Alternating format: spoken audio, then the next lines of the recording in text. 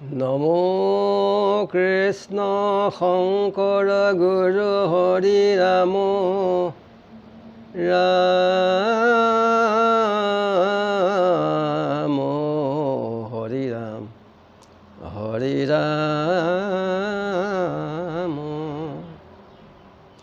অজামিলৰ পূৰ্ব কথা প্ৰথম খণ্ড পদ।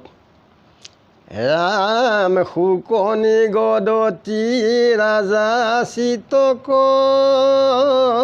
ৰাস্থিৰ আশ্চৰ্য মহিমা শুনা হৰি ভকতৰ।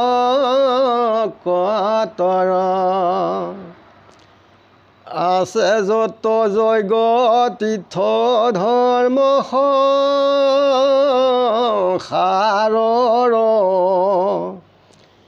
জানিবা সবে হৰি নামৰ কিংকৰ। পুণ্যৱৰণত হৰি নাম মহাসিংহ পলাই পাপ হস্তি যেন শুনি তাৰ ৰিংগ।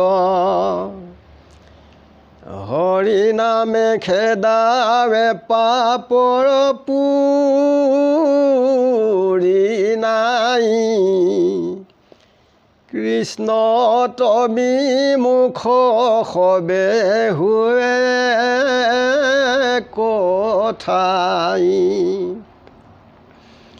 পৰম পাতকী যিটো এতিয় নাচাৰি সিও ভকতক ৰক্ষা কৰন্ত মুৰাৰী। চতুৰ্ভুজাৰূপে পাৱে বৈকুণ্ঠ নগৰ আশ্চৰ্য মহিমা কিনো হৰিৰ নামৰ। নাই পায়া চিত্ৰ হৰি নামৰ সমান শুনা পূৰ্ব কথায় অজামিলয় পাখ্যান। নামৰ আভাসে কৰে পাপক সাৰ শুনা বিষ্ণু দূত যম দূতৰ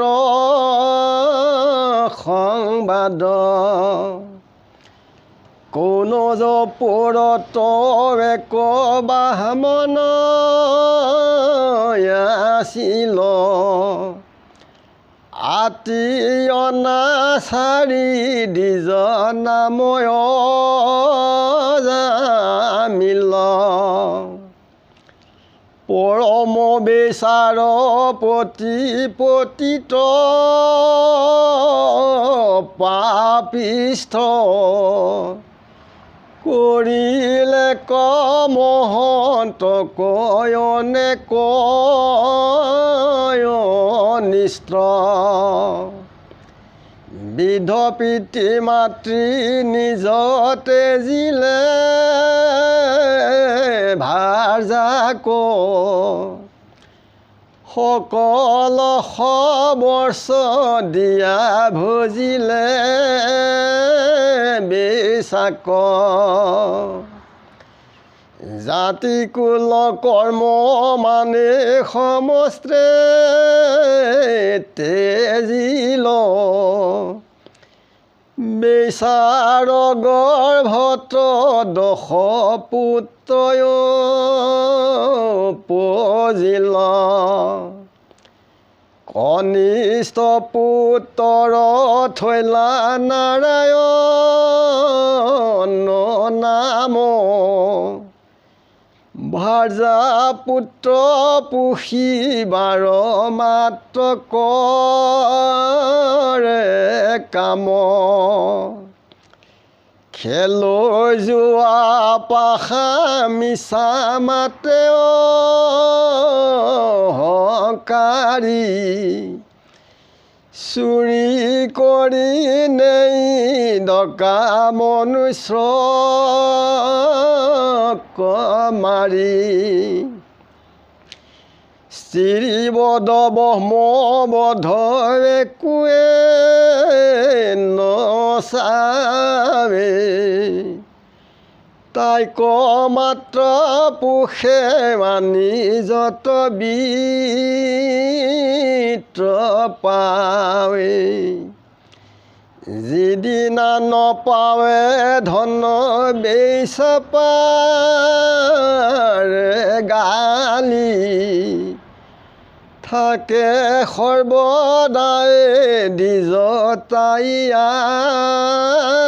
গা পালি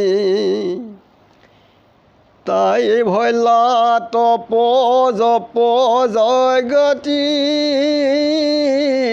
ধ্যান সপোনতো বেচা বিনে নিশ্চিন্ত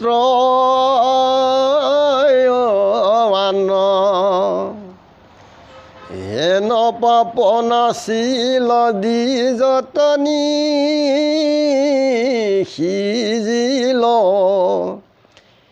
দুষ্টাৰ প্ৰসংগে নষ্ট হৈল জামিল জাতিত বাহমন সিটো কৰ্মত চাণ্ডাল ভাৰ্যা পুত্ৰ পোষতে অনেক গল কাল ভৈলয় অষ্টাধিক আশী বৰিষ প্ৰমাণ বিধ বয়সতো তাৰ নুপজিল জ্ঞান আৰু একো কৰ্ম কৰিবা কশৈক নাই কনিষ্ঠ পুত্ৰক মাত্ৰ থাকেও মলাই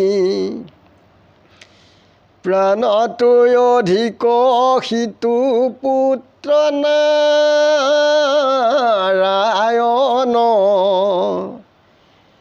মিলে সুখ শুনি তাৰ মধুৰ বচন তাতে মন মজিল দ্বিজৰ সমুদায়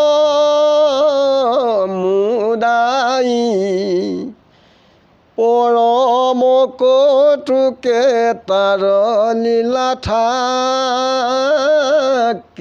চাই খুৱাই ধুৱাই মহাস্নেহনী তাকে আইস নাৰায়ণ বুলি ৰাতি দিনে ডাকে উঠা নাৰায়ণ হেৰা বৈশা নাৰায়ণ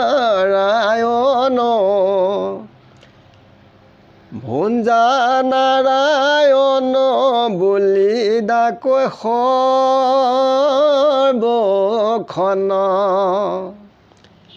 প্ৰাণ পখি আছো সিটো কনিষ্ঠ পুত্ৰত নাৰায়ণ বিনে নাহি মুখত বচন সৰ্বদাৱে থাকৈ মন পুত্ৰত সমূলি সপোনতো মাত্ৰ সিটো নাৰায়ণ বুলি খনে খনে মনত তনয়তে পৰৈ সপোনে সচিতে নাৰায়ণ নাম স্মৰৈ। শুকমুনিয়ে পৰীক্ষিত ৰাজাক কৈছে যে ঈশ্বৰ নাম বৰ আচৰিত, যে যজ্ঞ তীৰ্থ ব্ৰত এই সংসাৰত যিমানবিলাক আছে, যে হৰি নামৰ সকলো কিংকৰ, যে হৰি নাম এই পাপ অৰণ্যত নাম হৈছে মহাসিংহ, যে নামৰ ধ্বনি শুনালৈকে পাপবিলাক তাৰ পৰা আঁতৰি গুচি যায়, নামে খেদি নিয়ে আৰু তাত পলাবৰ কোনো ঠাই নাই। য'ত ঈশ্বৰ কৃষ্ণৰ বিমুখ ঈশ্বৰৰ নাম গুণ নলয় সেই তাতহে এক ঠাই হয়গৈ। যে পৰম অনাচাৰীও ঈশ্বৰ কৃষ্ণক ভক্তি কৰিলে কৃষ্ণই ৰক্ষা কৰে আৰু চতুৰ্ভুজ ৰূপে বৈকুণ্ঠত ঠাই পায়। নামৰ মহা আচৰিত মহত্ব, যে আন প্ৰায়শ্চিত্ত কৰিলে কেতিয়াও শুদ্ধি নহয়, কেৱল হৰি নামেহে সকলো পাপৰ প্ৰায়শ্চিত্ত কৰিব পাৰে।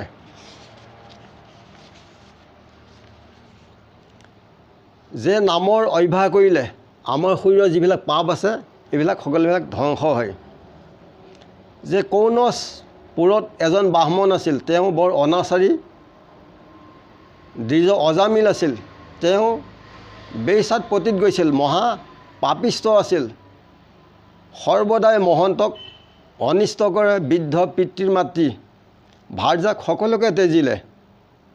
কেৱল তেওঁ সৰ্বস্ব দি কেৱল বেইচাকে সদায় সেৱা পূজা কৰে। জাতি কুল কৰ্ম এই সমস্তবিলাক এৰি পেলালে। সেই বেইচাৰ গৰ্ভত 10জন পুত্ৰ জন্ম হ'ল। কনিষ্ঠৰ পুত্ৰ নাম হৈছে নাৰায়ণ। ভাৰ্যাৰ কৰ্ম কৰিবৰ কাৰণে ধন টকা পইচা লাগে, এই কৰ্মৰ কাৰণে তেওঁ সদায় যোৱা পাশা ঠগ প্ৰবঞ্চনা অহংকাৰী আৰু ডকা দি পেলাই ধন টকা পইচা আনে মনুষ্যক মাৰি, আৰু ব্ৰহ্মবধ স্ত্ৰীবধ এইবিলাক একো নামানে, কেৱল সেই তাইকেই ধন টকা পইচা বিধ দিয়ে। আৰু যিদিনা এই টকা পইচা নাপায় বেইচাই, তেতিয়া অনেক গালি পাৰে। এনেকৈ সৰ্বদাই দ্বিজয়ে সেই বেইচাক পুহি পালি আছে।